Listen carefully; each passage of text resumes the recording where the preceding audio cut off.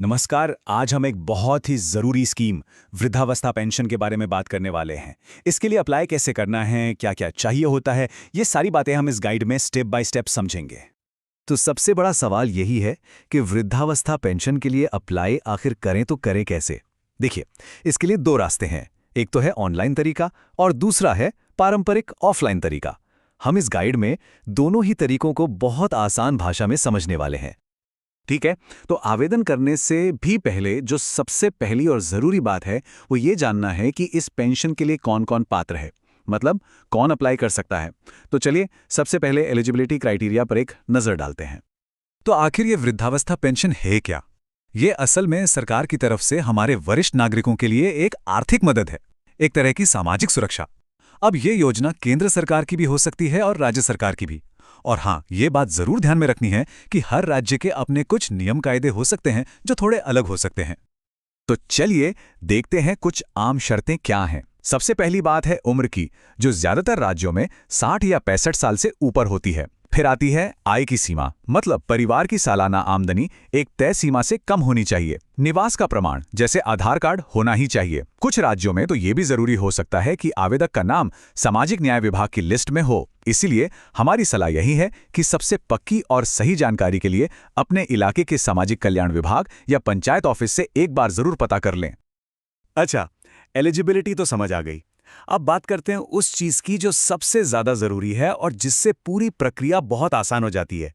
वो है दस्तावेज। अगर सारे कागजात पहले से तैयार होना तो आधा काम तो वही हो जाता है। तो चलिए देखते हैं कि किन किन डॉक्यूमेंट्स की जरूरत पड़ेगी। ये रही चेकलिस्ट। देखें, आधार कार्ड तो पहचान के लिए सबसे जरूरी है। फिर चाहिए जन्म की तारीख का कोई सबूत, बर्थ सर्टिफिकेट हो, 10वीं की मार्कशीट हो या आधार कार्ड भी चल जाता है। निवास प्रमाण के लिए राशन कार्ड या वोटर आईडी काम आएगा। और हाँ, बैंक की पासबुक बिल्कुल ना भूलें, क्योंकि पेंशन का पैसा सीधे खाते में आता है, तो अकाउंट नंबर और आईएफएससी कोड एकदम सही होना चाहिए। कुछ जगह पासपोर्ट साइज फोटो भी मांगते हैं, तो हमारी सलाह यह है कि इन सभी के ओरिजिनल और फोटोकॉपी दोनों सेट बनाकर तैयार रखें। अब आते हैं आवेदन के तरीकों पर। सबसे पहले बात करते हैं ऑफलाइन तरीके की, यानी दफ्तर जाकर फॉर्म भरने वाले प्रोसेस की। जो लोग इंटरनेट या कंप्यूटर के साथ सहज नहीं हैं, उनके लिए यह तरीका सबसे बेस्ट है। प्रोसेस बहुत सीधा सा है। सबसे पहले आपको अपने नज़दीकी पंचायत, ब्लॉक या जिला समाज कल्याण ऑफिस जाना होगा। वहां से वृद्धावस्था पेंशन का एप्लीकेशन फॉर्म मिल जाएगा। उसे ध्यान से भरिए और जो भी जरूरी दस्तावेज हमने पहले बताए थे, उनकी फोटोकॉपी साथ में लगा दीजिए। पूरा फॉर्म जमा करने के बाद वहां से एक रसीद लेना बिल्कुल मत भूलिएगा। इसके बाद विभाग की तरफ से वेरिफिकेशन होगा, जिसके लिए कोई अधिकारी आपके घर भी आ सकता है। एक बात पर खास जोर देना चाहेंगे, रसीद। जब आप फॉर्म जमा करें तो रसीद जरूर लें। ये रसीद ही इस बात का सबूत है कि आपने आवेदन जमा किया है। कल को अगर आपको अपने एप्लीकेशन का स्टेटस पता करना हो तो यही रसीद आपके काम आएगी, तो इसे बहुत संभाल कर रखें। चलिए, ऑफलाइन तरीका तो हमने समझ लिया।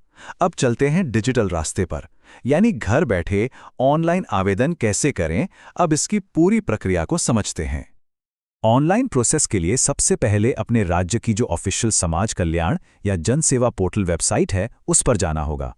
वहां वृद्धावस्था पेंशन का सेक्शन ढूंढना है और ऑनलाइन आवेदन पर क्लिक करना है। इसके बाद अपना आधार नंबर डालिए और फ़ोन पर जो ओटीपी आएगा उससे वेरीफाई कीजिए। फिर एक फॉर्म खुलेगा जिसमें सारी जानकारी, नाम, पता, बैंक डिटेल्स, सब कुछ सही सही भरना है। अपने सभी दस्तावेजों को स्कैन करके या उनकी फ़ोटो खींचकर अपलोड कर दीजिए। बस फॉर्म सबमिट करें और जो एप्लीकेशन नंबर मिले उसे सेव कर लें। और हाँ, अगर ये सब खुद करने में कोई परेशानी हो तो नज़दीकी कॉमन सर्विस सेंटर यानी सीएससी पर जा सकते हैं। वो थोड़े से शुल्क में आपका फॉर्म भर देंगे। जैसे ऑफलाइन में रसीद जरूरी है, वैसे ही ऑनलाइन में ये एप्लीकेशन नंबर। इसे कहीं लिख कर रख लें या स्क्रीनशॉट ले लें, क्योंकि बाद में अपने आवेदन की स्थिति जानने के लिए यही नंबर काम आएगा। ठीक है, तो फॉर्म जमा हो गया, चाहे ऑनलाइन या ऑफलाइन। अब इसके बाद क्या होगा? एप्लीकेशन किस किस स्टेज से गुजरेगा और कितना समय लग सकता है, चलिए इस पर बात करते हैं। तो देखिए, आपके आवेदन की यात्रा कुछ इस तरह होती है। जिस दिन आपने फॉर्म जमा किया, वो है पहला दिन। इसके बाद एप्लीकेशन वेरिफिकेशन के लिए आगे बढ़ जाता है, जो जिला या ब्लॉक लेवल पर होता है।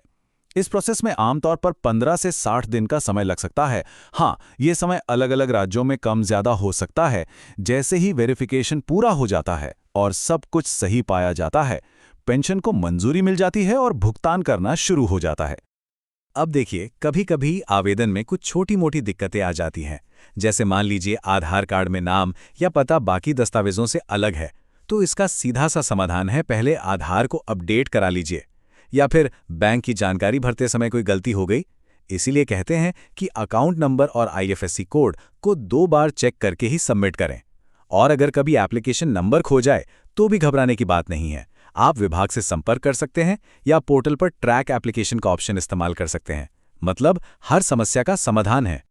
आखिर में इस पूरी प्रक्रिया का एक ही मकसद है, वो ये कि हमारे समाज के वरिष्ठ नागरिकों को वो आर्थिक सहारा मिल सके जिसके वे हकदार हैं। ये सिर्फ एक सरकारी योजना नहीं, बल्कि उनके सम्मान और सुरक्षा को सुनिश्चित करने का एक जरिया है। तो ये थी वृद्धावस्था पेंशन के आवेदन की पूरी जानकारी।